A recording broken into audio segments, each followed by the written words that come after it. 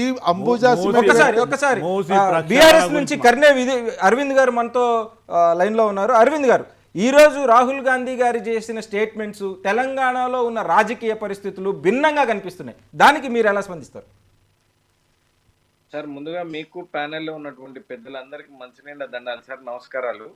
చాలా స్పష్టంగా ఈ తెలంగాణ రాష్ట్రానికి సంబంధించి మూసీలో అదాని గారి వాటా ఎంత అనేటువంటి విషయాన్ని తెలంగాణ ప్రజలు ఇప్పటికే మాట్లాడుకుంటున్నటువంటి మాటలు కూడా ఇప్పుడే ఇవన్నీ కూడా అమెరికా లాంటి దేశమే నోటీసుని జారీ చేస్తే, అరెస్ట్ వారెంట్ని జారీ చేస్తే, ఇవాళ తెలంగాణ రాష్ట్రంలో దాదాపుగా ఇప్పుడే పెద్దలు నర్ర విజయన్న గారు మాట్లాడుతూ రామన్నపేటలో కాలువకు సంబంధించి మొన్న రేవంత్ రెడ్డి గారు మూసి బాధితుల గురించి ఆడికి పోలేదు, 100కి 200% ఆయన పోయింది దేనికోసము అని అంటే ఆయన ఒక వాళ్ళ కంపెనీ ఏజెంట్ లాగానో ఆ కంపెనీకి సంబంధించినటువంటి ఉద్యోగి లాగానే పోయినరు అనేటువంటి విషయం కూడా ఇవాళ తెరపైకి వస్తున్నటువంటి నేపథ్యం కూడా ఉన్నది సార్. అయితే నిజంగా కూడా మొన్న తను పోయినటువంటి క్రమంలో మూసి బాధితులు ఎక్కడ ఉన్నారు, ఈయన పోయి పర్యటించినటువంటి పర్యటన ఎక్కడ ఉంది అని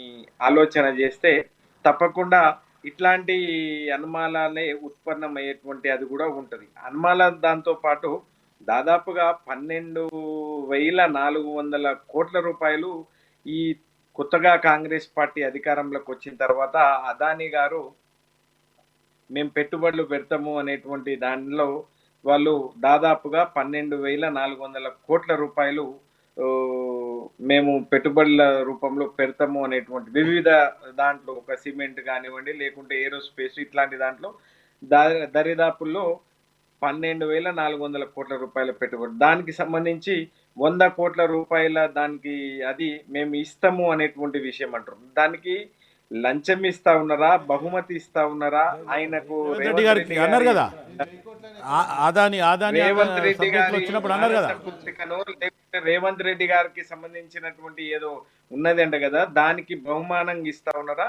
మరి అది కూడా చెప్పాలి రేవంత్ రెడ్డి సార్ అనేటువంటి విషయాన్ని మేము అడుగుతా ఉన్నాం. ఇవాళ మూసీకి సంబంధించి సార్, ఈ సువిశాలమైనటువంటి భారతదేశంలో మీరు సుదీర్ఘంగా రాజకీయంలో ఉన్నారు, లేకుంటే క్షుణ్ణంగా అన్ని కూడా గమనిస్తూ ఉన్నారు చేతన్ గారు.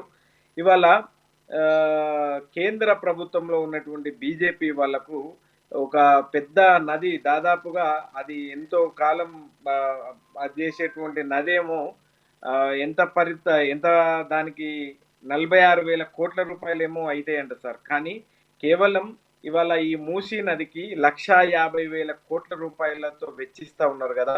ఇది దేనికోసం, ఎందుకోసము అనేటువంటి విషయాన్ని మేము ముఖ్యమంత్రి గారిని అడిగితే ముఖ్యమంత్రి గారు ఏమని సమాధానం ఇస్తా ఉన్నారు కదా తెలుసా సార్? మల్లయ్య ఇంట్లోకి వెళ్ళి పోతున్నటువంటి మూసీ నీళ్లు తోని ఆడ మేమంతా పరిశుభ్రం చేయాలి అనేటువంటి విషయం చెప్తా ఉన్నారు. పెద్ద కంపెనీలు తీసుకొస్తేనంట ఆడ అవి రావంట, కానీ మల్లయ్య ఇంట్లోకి వెళ్ళి వస్తున్నటువంటి దాంట్లో ఇది చెయ్యాలి అనేటువంటి ప్రతిపాదన ఏదైతే పెడతా ఉన్నారు. అరవింద్ గారు, నేను మళ్ళీ వస్తాను మీ దగ్గరికి.